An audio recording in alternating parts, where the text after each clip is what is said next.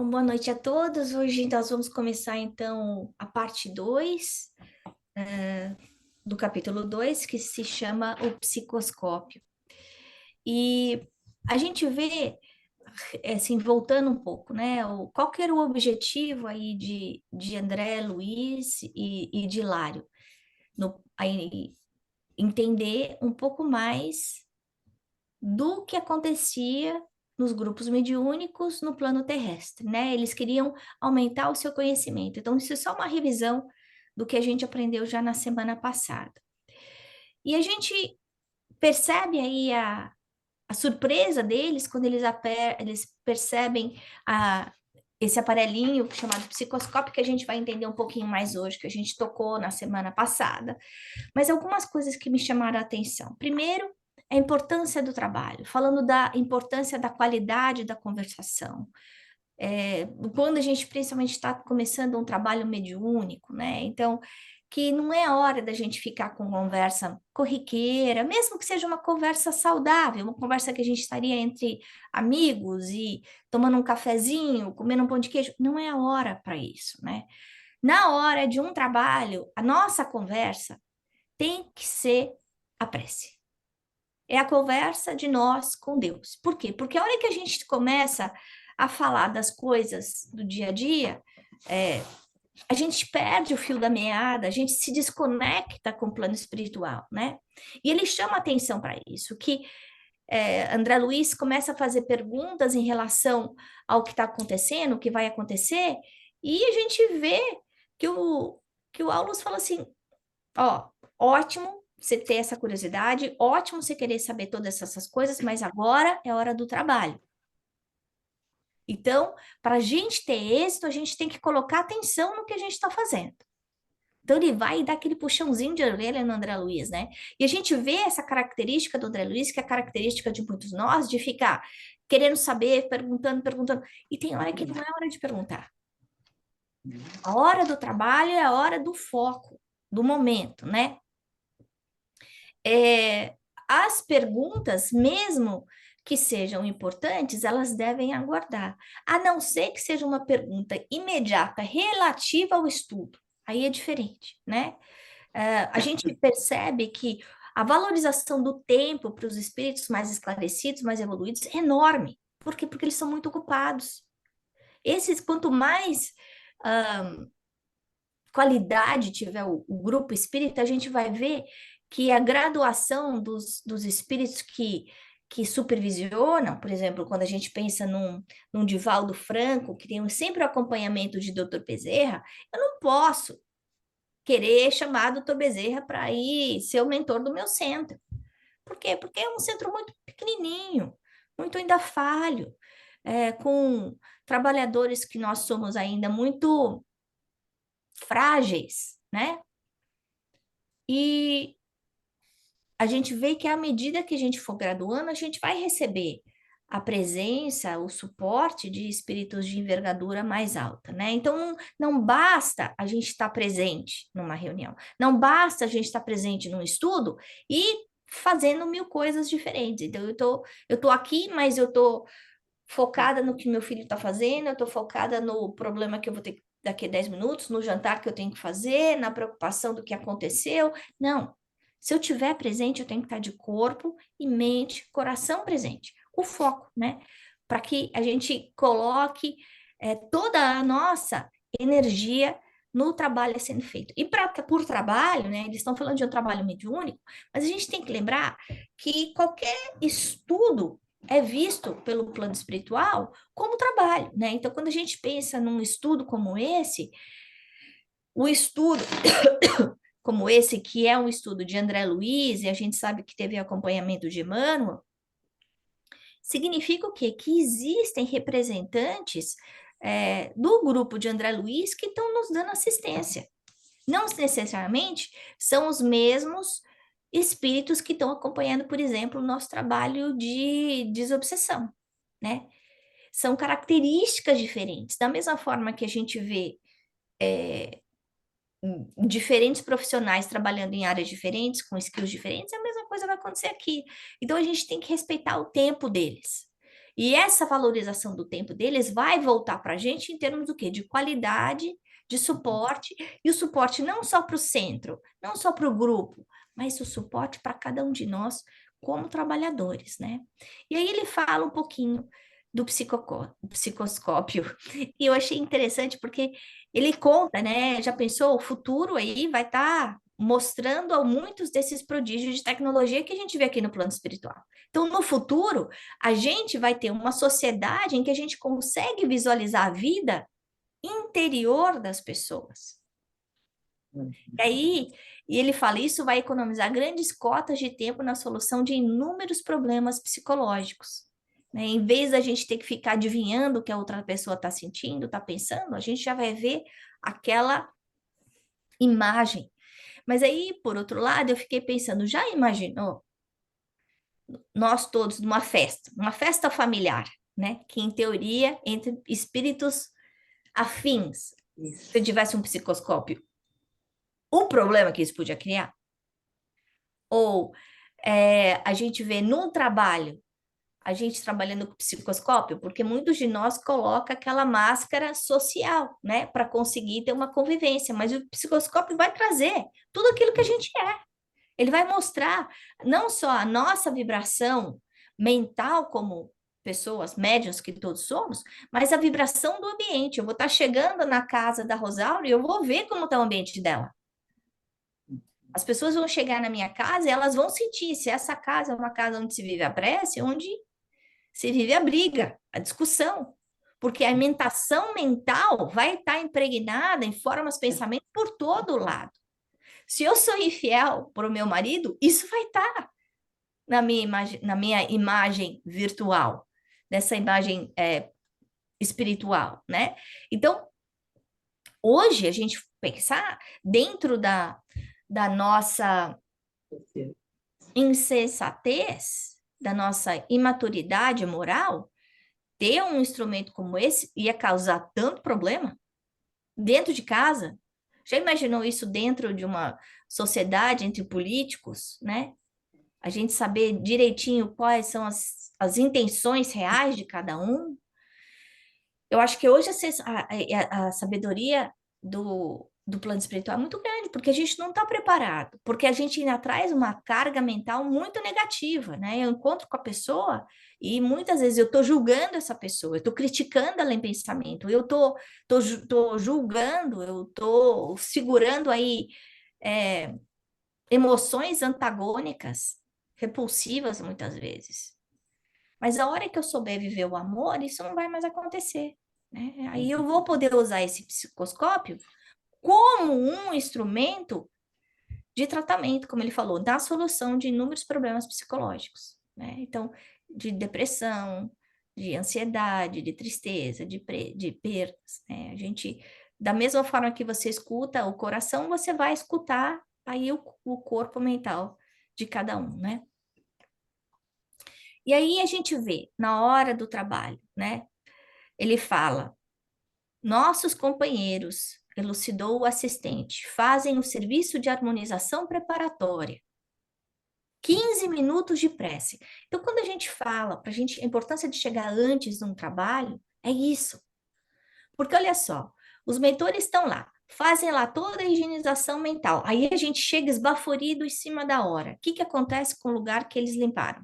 Me diz. A gente suja tudo de novo. Suja com preocupação, suja com ansiedade, suja com aquele nervoso de tô chegando atrasada, ai meu Deus, e agora, né? Então ele fala, 15 minutos de prece, plano espiritual, quando não sejam de palestra ou leitura com elevadas bases morais. Então, da mesma forma que a gente faz a preparação no plano material, eles fazem uma preparação no plano espiritual. E a gente vê aí que o silêncio é uma prece também, né? Sabem que não devem abordar o mundo espiritual sem atitude nobre e digna, que lhes outorgará a possibilidade de atrair companhias edificantes. Se eu não me preparar no plano material, eu não vou conseguir entrar em sintonia com aqueles espíritos mais elevados, com as companhias edificantes, né? E aí ele fala, então aí, por esse motivo, não comparecem aqui sem trazer o campo que lhes é invisível às sementes do melhor que possuem. Nós, como trabalhadores, seja o trabalho que for, né? Eu posso estar dando aula, eu posso estar num grupo de passe, eu posso estar numa desobsessão, eu posso estar num grupo de estudo, eu preciso ter essa consciência. Eu posso estar numa evangelização. Se o trabalho começa às 11, não é para eu chegar às 5 para as 11. Não é para, se o trabalho começa às 6, não é para eu chegar às 2 para 6, né? Então, porque ele está abrindo os nossos olhos, né? Da gente chegar no centro já com o campo mental equilibrado, para que a gente possa se ligar, né? Com esses mentores, amigos. E aí, esses 15 minutos de prece para a gente se harmonizar, para a gente assim, ufa, para a gente não chegar na correria, na ansiedade. E se eu não tiver um livrinho para ler, né? E todos os centros espíritas normalmente têm uma biblioteca. Então eu pego um livrinho e começo a ler, eu não fico em prece. Eu me recolho, eu fico em silêncio, eu faço uma meditação, né? E aí eu quero conversar, posso conversar depois. E aí, mas eu evito essa conversa paralela e isso é difícil para a gente, porque muitas vezes a gente está trabalhando com pessoas no centro com quem a gente tem afinidade, com quem a gente gosta. Então, eu quero saber como é que está a Célia, eu quero saber como é que está o marido dela, eu quero saber como foi a semana dela, se ela melhorou da gripe. Mas eu tenho que segurar essas perguntas para depois. É interessante isso, né? Então, e lembrar que os mentores estão em prece, os mentores estão preparando o lugar, e que se eu ficar falando de assuntos diversos do dia a dia, eu vou estar atrapalhando esse serviço que eles fizeram, né? Então, vamos ver. O que é que acontece quando a gente usa o psicoscópio? E aí, no livro, a gente vê que o psicoscópio ele é um objeto que, semelhante a um óculos, tira foto, pequenininho, né? Levinho, e que observa tanto as vibrações da alma quanto as vibrações da matéria. Ele consegue diferir as duas. E ele faz isso e é uma forma de evitar com que os espíritos tenham que entrar numa concentração mental. Por que que isso é uma vantagem? Isso a gente já falou a semana passada também. Porque para os espíritos mais elevados, é muito fácil ter essa visão raio-x, né? Mas para os espíritos mais atrasados, ou menos evoluídos, como André Luiz, como Hilário, eles teriam que ter a sua, dizer, mediunidade mesmo, né? As suas faculdades de comunicação ampliadas. E a gente vê isso acontecendo, né? No livro Os Mensageiros, eles falam muito disso, né? E dependendo do André Luiz, eu não lembro em qual dos livros dele, quando ele vai para alguns trabalhos aqui na Terra, ele passa por isso para conseguir aumentar a sua capacidade de visualização. E o que o psicoscópio faz é que, independente do seu grau, você coloca aquele instrumento e você consegue ter a sua visão ampliada, né? E aí ele percebe o quê com essa visão ampliada? Que a matéria se combina com a matéria física com a matéria espiritual. Então, a minha mesa tô aqui na minha mesa, uma mesa de madeira, marrom. Mas dessa mesa tá emanando coisa. Com as formas pensamento, com o uso que eu faço dessa mesa. Se fosse um ser vivo, fosse um bichinho, o bichinho também, e isso é outra coisa muito interessante, que ele fala, todos os seres orgânicos emitem energia e recebem energia também. E a gente vê isso com planta, né? A sabedoria popular fala espada de São Jorge, né? Para ajudar com olho gordo, não é? Então a gente vê que existe essa interação, ou mesmo a gente vê as formas inorgânicas falando da vibração das pedras, ou diferentes pedras semi-preciosas ajudam em coisas diferentes. E então ele está falando, ele está mostrando que com essa visão ampliada, ele percebe a troca de energia entre os dois planos. E essa interação é contínua. Por quê? Porque a gente sabe que nós, como seres orgânicos, somos geradores e receptores de energia continuamente. E aí, com isso, ele consegue perceber a possibilidade do médium e do grupo mediúnico. Olha só que coisa fenomenal. Por quê? Porque há grupos de médiums e há grupos de médiums. Há grupos de médiums que não estão tão preocupados com a reforma íntima, com a vigilância moral, com o estudo, com o trabalho de caridade, e há outros que estão realmente entregues ali para o trabalho com Jesus, né? Então, da mesma forma que um professor vai olhar dois alunos, um aluno que não quer nada com nada e um aluno que quer aprender, com qual dos dois o professor vai passar mais tempo?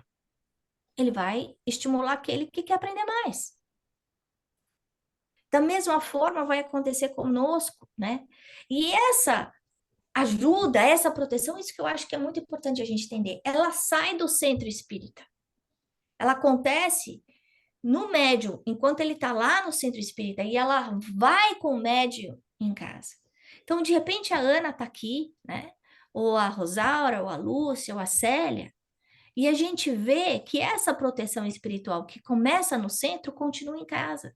Cada um de nós tem o nosso anjo da guarda, que tem como responsabilidade maior ajudar a gente na nossa evolução moral, no nosso crescimento enquanto encarnados, mas a gente ganha aí ajudantes, amigos invisíveis.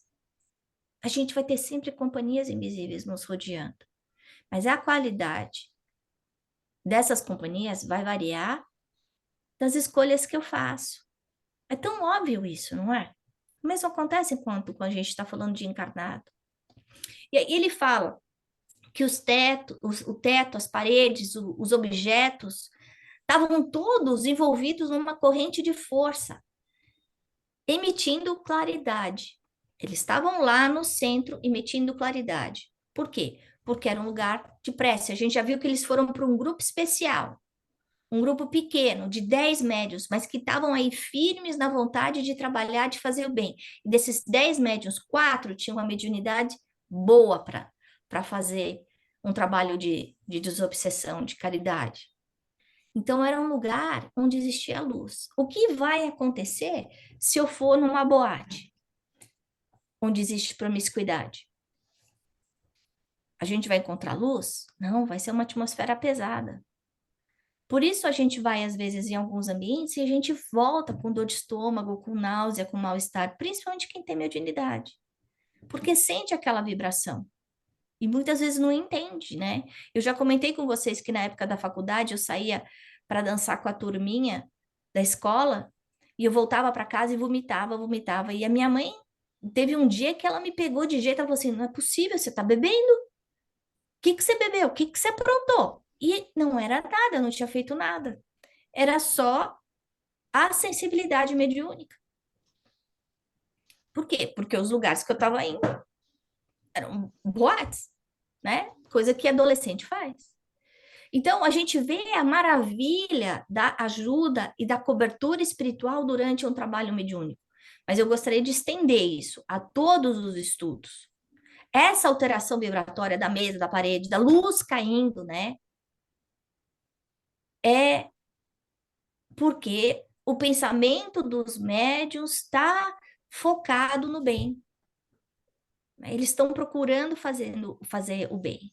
E aí ele fala desses jorros de bênção espiritual, né, que descreve o local, que vai muito além da nossa imaginação. Eu acho que é muito difícil a gente tentar descrever com palavras emoções que a gente sente, né? Mas aí nesse parágrafo a gente vê o que acontece quando existe um ambiente de amor, de serviço ao bem, e o efeito que esse lugar pode ter em nós, né? Quando a gente está sintonizado com amor e com caridade. Então ele fala assim: sobre essas coroas que se particularizavam de companheiro a companheiro, caíam do alto abundantes jorros de luminosidade estelar. Meu Deus, coisa maravilhosa isso. Como é que a gente. É inimaginável uma coisa dessa. Tocando as cabeças ali, irmanadas, pareciam suaves correntes de força, a se transformarem em pétalas microscópicas que se acendiam e apagavam em miríades de formas delicadas e caprichosas, gravitando por momentos ao redor dos cérebros em que se produziam, quais satélites de vida breve em torno das fontes vitais que lhe davam origem.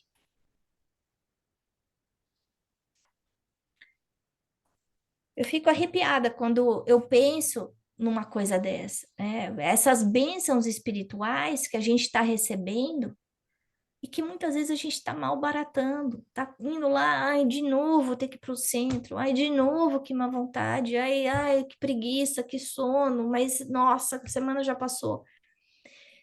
E a gente está perdendo essa beleza, esse presente que está sendo dado para cada um de nós, né? Então a gente imagina que a gente está fazendo um favor, né? E a gente não está.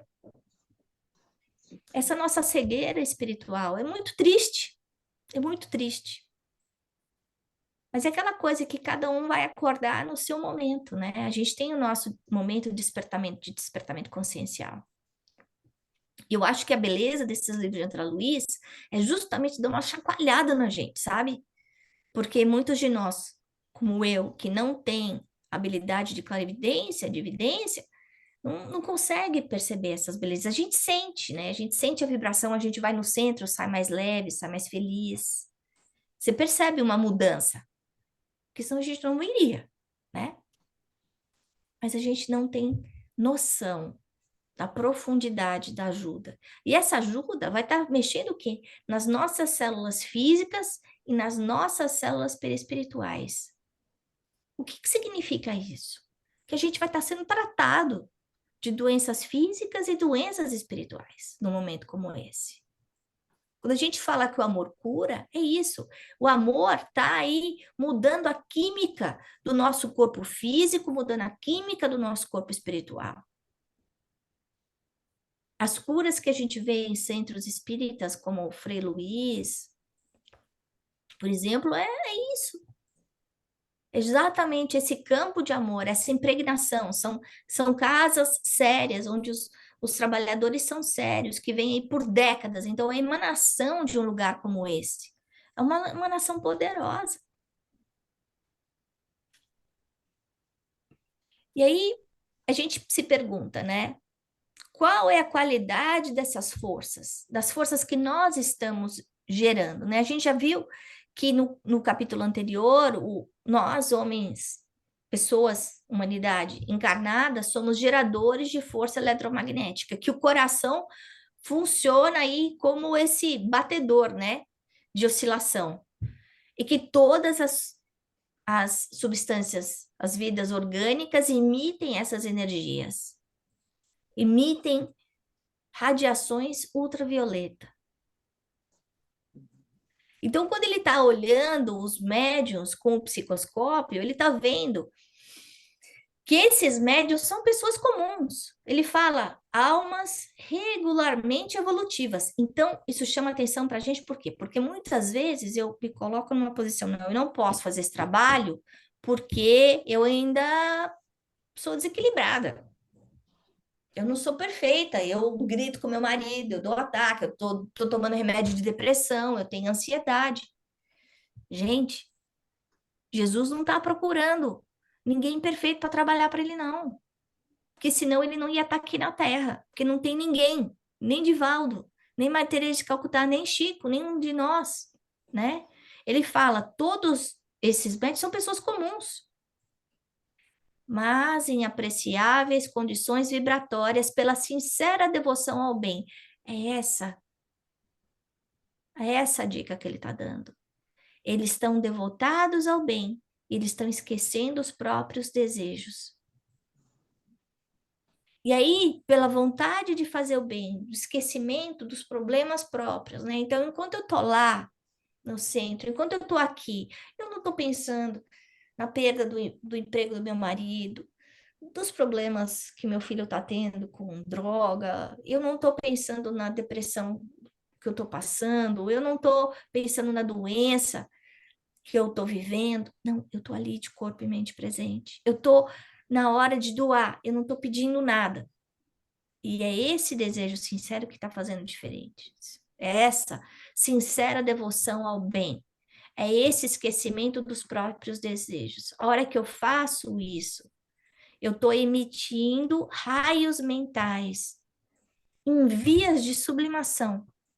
Não são sublimados ainda, mas eu estou como que sublimando a qualidade do amor que eu estou dando e com isso, pela lei de sintonia, assimilando as correntes superiores que estão sendo derramadas por esses raios que a gente descreveu.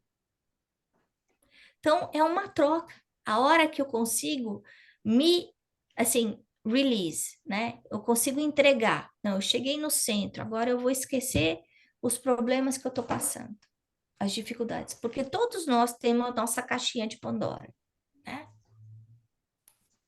A hora que eu chego no centro, eu entrego. E aí eu vou estar lá, é para ajudar, não é para pedir.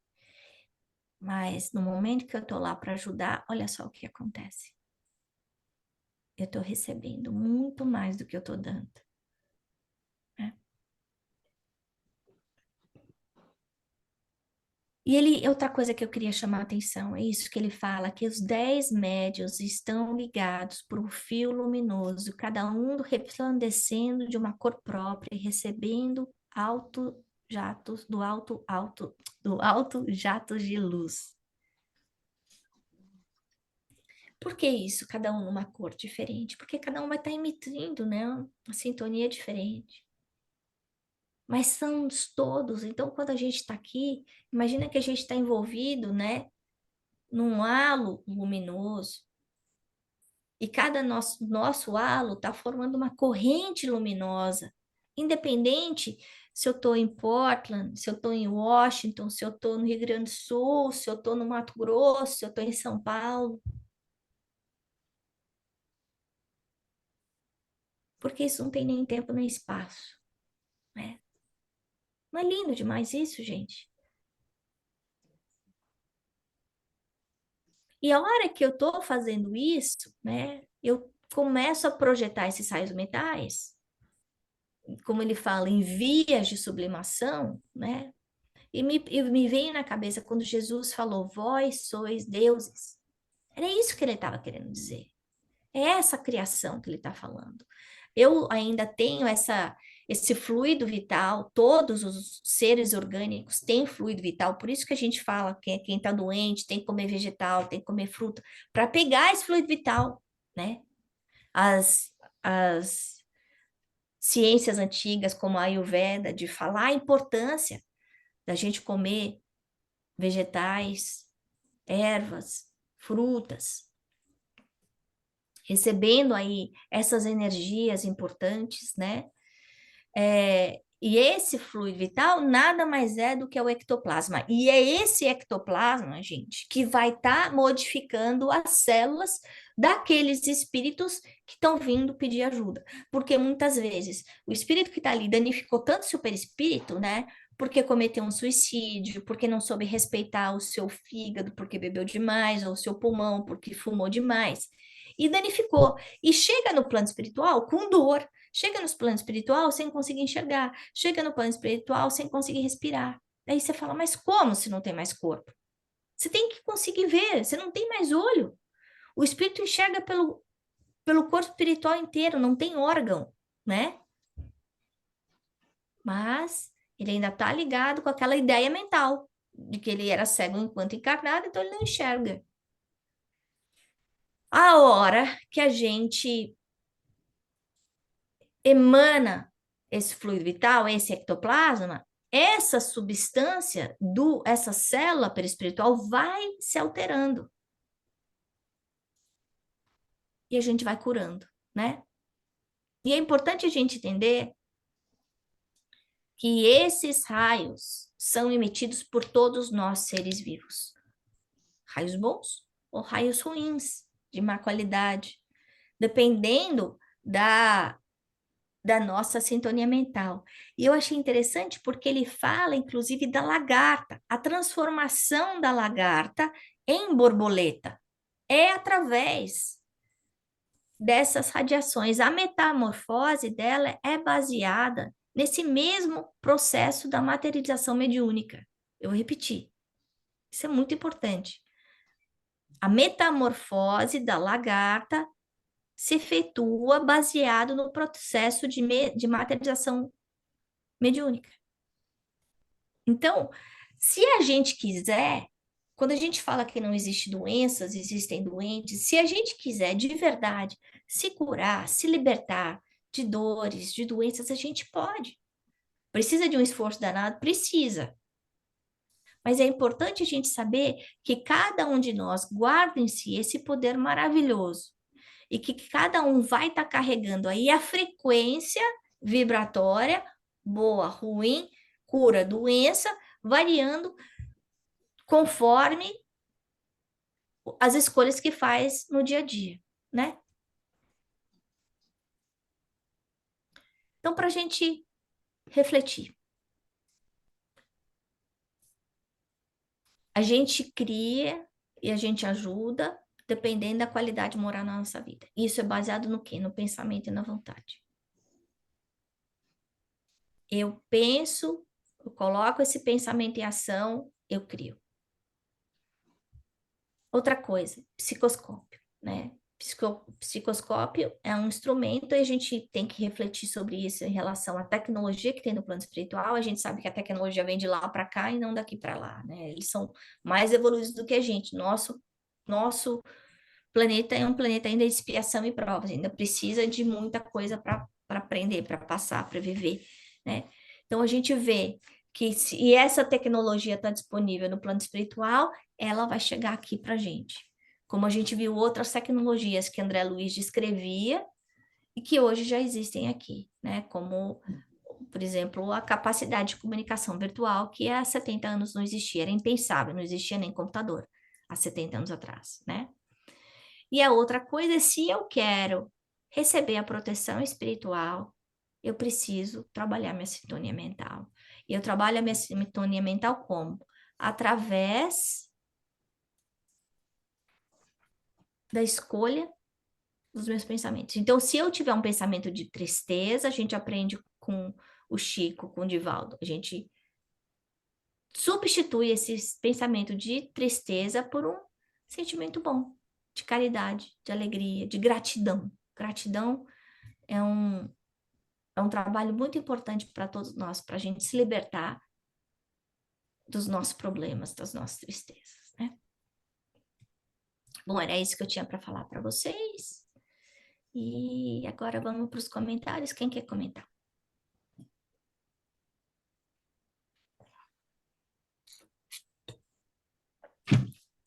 Bom, eu posso começar primeiro pedindo desculpa por ter chegado tarde, né? Eu acho que esse capítulo eu preciso estudar um pouquinho mais. Mas Eu achei bonitinho, Célia. As brasileirinhas tudo estavam aqui 10 minutos antes. As três. Parece até piada.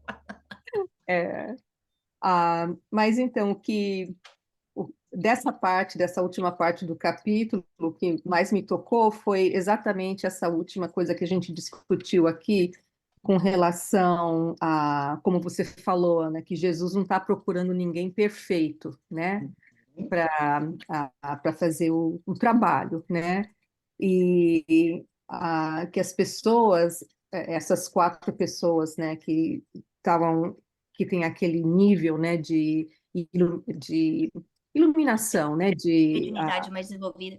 isso, mais desenvolvida, são pessoas simples, assim como ele falou, que comem, bebem, investem em si, têm os problemas, né, da vida cotidiana como qualquer outra pessoa. Mas o fato do preparo, né, e não só o preparo como eu entendi, né, não só o preparo que elas fazem, ou eles fazem, no dia do trabalho mediúnico, mas na vida cotidiana delas, né? Elas, apesar de ter os seus problemas rotineiros, né? Eles separam, né? Reservam com certeza aquele horário para oração, para o estudo, né? Para disciplina, os bons pensamentos, uma conduta reta, coisas assim, né? A, então é uma coisa que a gente tem que lembrar, né? Que não é só no dia do trabalho mediúnico, mas na nossa vida diária. E também, né, não achar que a gente tem que chegar num certo nível, né, de evolução para poder começar a fazer trabalhos importantes assim. Ah, é, isso foi. A natureza não dá saltos, né? A gente pega, planta uma árvorezinha, né? E essa árvore vai demorar tempo para ela dar fruto. Mas a gente vai ter que regar, vai ter que botar ela do lado de fora para tomar sol, a gente vai ter que fertilizar a terra, né? E a gente precisa fertilizar a nossa terra. A gente, cada vez que a gente lê um livro bom, que a gente vai num estudo, que a gente pratica a caridade, a gente está fertilizando a nossa terra.